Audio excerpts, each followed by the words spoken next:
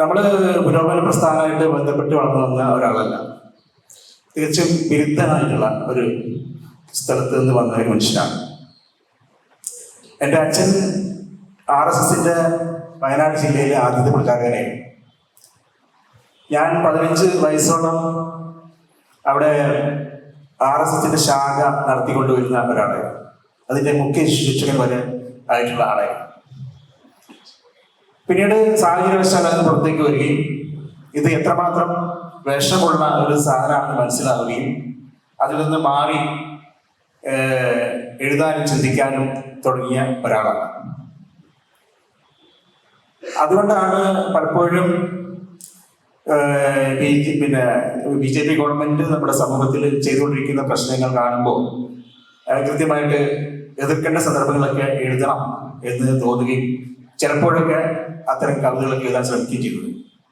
ഞാനൊരു ആക്ടിവിസ്റ്റ് പോയിട്ടൊന്നുമല്ല, എങ്കിൽ പോലും ചില സന്ദർഭങ്ങളിൽ നമ്മൾ ചെയ്യേണ്ടി വരും. നമുക്കറിയാം, ഈ ജനുവരി 22 എന്ന ഇപ്പൊ കഴിഞ്ഞു പോയ ദിവസത്തിന്റെ പ്രാധാന്യം നമുക്കറിയാം.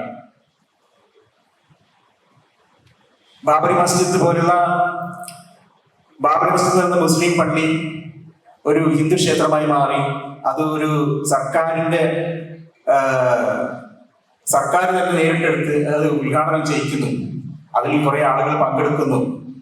നമ്മുടെ നാട്ടിൽ ഒളിഞ്ഞിരുന്ന പല ശക്തികളും പുറത്തേക്ക് വന്ന് അതിന് പിന്തുണയ്ക്കുന്ന രീതിയിലുള്ള വർത്തമാനങ്ങൾ പറയുന്നു.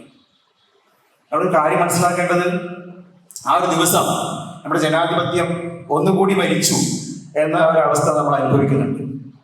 ബാബറി മസ്ജിദ് പൊളിച്ചു വീണപ്പോഴാണ് ഒന്ന് എങ്കിൽ രണ്ടാമത് അത് ഈ ജനുവരി 22 സംഭവിച്ചത്.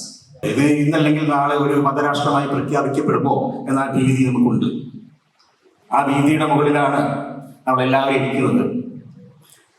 അത് നമുക്ക് ആ ഭീതി ഉള്ളപ്പോൾ തന്നെ ഇതുവരെ പുരോഗമന ശക്തികൾ അല്ലെങ്കിൽ പുരോഗമന പക്ഷത്താണ് എന്ന് വിശ്വസിക്കുന്ന കുറെ ആളുകളെങ്കിലും അവിടെ നിന്ന് മാറി ഞങ്ങൾ ഇതാ വർഗീയ ശക്തികളുടെ ഒപ്പം ഇതാ എന്ന് ഉറച്ചു പറയാൻ ഈ കേരളത്തിൽ തന്നെ അവർക്ക് കഴിയുന്ന ഒരു സാഹചര്യം ഉണ്ടായിരിക്കുകയാണ്.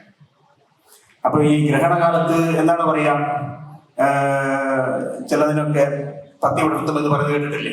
അതുപോലെ ഈ കാലത്ത് നമുക്ക് നമ്മുടെ വിലപ്പെട്ട കലാകാരന്മാരും സാഹിത്യകാരന്മാരും ഒക്കെ ഈ ഒരു പക്ഷത്തേക്ക് മാറിപ്പോകുന്നുണ്ടോ എന്ന് കാണാൻ കഴിയും.